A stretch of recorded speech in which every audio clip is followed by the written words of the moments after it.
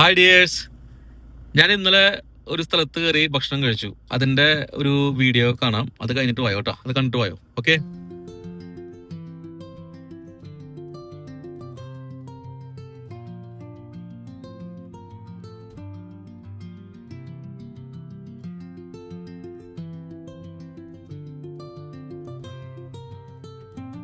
കണ്ടോ?